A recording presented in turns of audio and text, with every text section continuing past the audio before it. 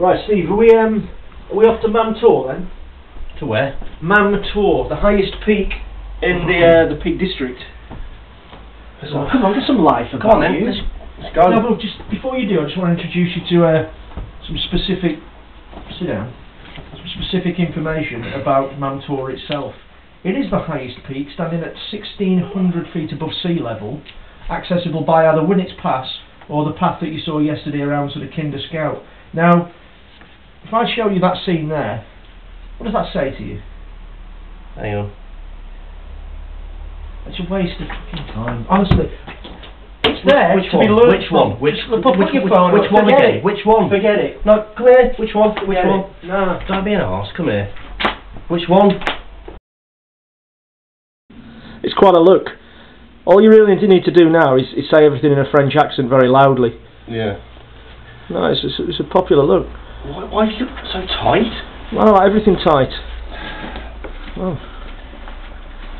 looking at tight. Good grief. Thank you very much for last night. Like a lawnmower.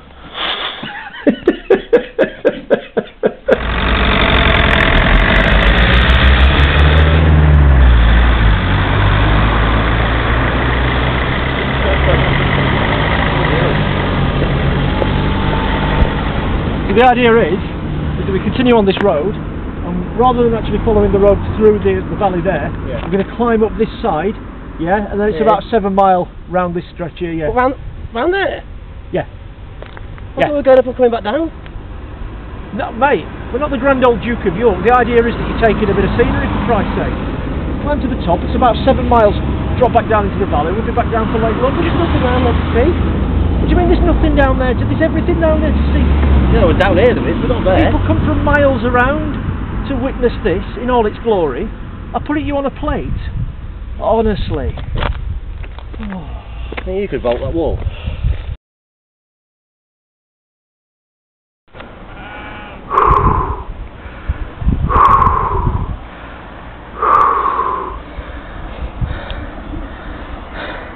Now that is a steep hill.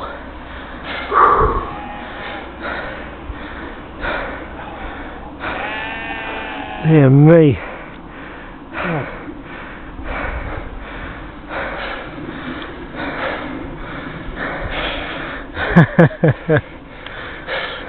We're halfway up as well. Yep, fair bit more to do. Oh, my legs are big.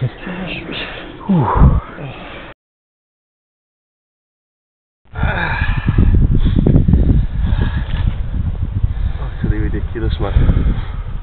That's good timing. That is from there to there in 23 minutes. Right. Oh. It's fascinating stuff.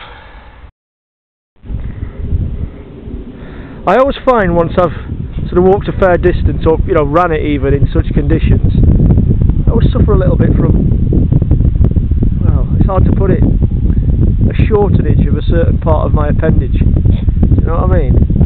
Yeah, I do know that feeling. It's a bit like, the same kind of effects you get when you've been in the swimming pool for a long time in cold swimming pool, yeah.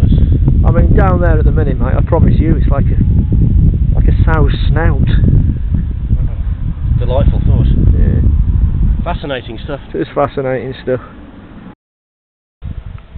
We'll walk with it. Sorry? We'll walk with them, we'll have a conversation with the sheep, come on. Today, a very beautiful view of nature in all its glory. Tomorrow, lamb casserole. But I'm standing in his shit. Yeah. You tell me who gets the last laugh. Who has the last laugh? Well, I think you know. Wonderful.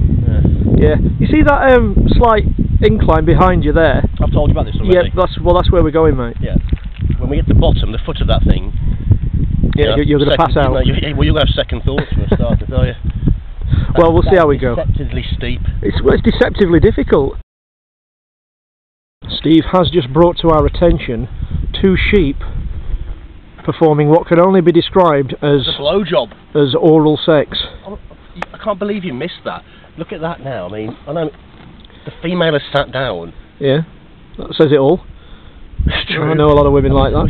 They're waiting for the male to mount at this point after the foreplay has been enjoyed. Yeah. Enjoyed. I can't believe you missed that. That was priceless. No. It almost looked like feeding, like head underneath. But yeah. I think somehow the one with the black head's definitely too big to be feeding from the teat. Yeah. Yeah, but it certainly wasn't teat. It was cock. Well, yes, yeah, more than likely. An altogether different view on Derbyshire wildlife, ladies and gentlemen. Your good health. Good health.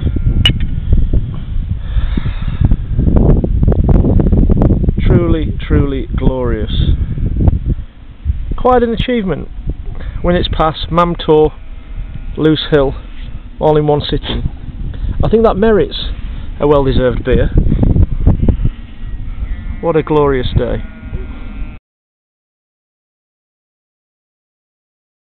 Lovely, isn't it? It is nice, yeah, it's been a hard day, mate. There's a lot of walking done there, as usual. You've got a busy thyroid again. The hospital tell me every time. You leave them alone, they'll leave you alone. They don't though, they don't. Is that my other point? That's your other point, yeah. I was just inside when I got back, playing the modern day classic by Sting. They were playing what? One of Sting's modern day classics. Sting modern day classic, yeah. Which one? Well, the Englishman in New York. Oh right, yeah. Right, I don't know if you know what the song's about. You know the story about it? Actually, I don't. For the first time this week, I'm quite actually interested in knowing, what you know actually about something. So. Yeah. Well, do you remember Matthew Corbett from the Sooty Show? Surely not. No. Do you remember an actor, famous actor called Quentin Crisp? I know the name. I don't really know who he is. It was written about Quentin Crisp. Effectively, he was a fine, upstanding English actor of his time. Right. But he was a homosexual. Oh, right, okay. Gay. He was a homosexual. But basically he found that he couldn't really be taken seriously in this country. So he moved to New York in an effort to pursue a career there, in the hope that he would be seen in a different light. But I think when he got there, the grass wasn't necessarily greener on the other side, and he found himself struggling as well. Well, it never really settled. He was an alien. Well, he's not an alien. Well, no, not literally, but in itself that suggests the man is struggling to fit in. Yeah. On a metaphorical level, that's what I'd say. Yeah, he was. So he also had a green card. He did. I think all the relevant documentation was provided. Oh, okay. At customs as he entered JFK. Not literally, although I dare say that might have been something that was on his mind. That in itself, it's like. It's topical, it's good enough, to actually write a song about it. It is, well, I think Sting always took chances, and that was one of those that didn't really work out. But my point is, though, just because he had the documentation and was able to enter the United States does not mean he wasn't an alien. Yeah, I think they're playing on. I think Mr. Gordon Sumner there and then was taking the use of the phrase alien to its limits in an artistic way, suggesting that because he's not in his usual surroundings, he's therefore an alien. No, I know that. We're not talking about Roswell. I know that. You know what I mean? No, we're not. No. Which is obviously bullshit anyway. Well, that's big words. There's friends of mine that work in high places that could argue otherwise. I'd argue I've studied plenty of that today as well. Yes. But he obviously was uncomfortable, which most gay men are. Let's be honest. Well, that's it. I think maybe if you were to reword it, I think it was sort of refined somewhat for the radio edit. It would be, I'm an alien. I'm a homosexual alien. Yeah. I'm a bender in New York.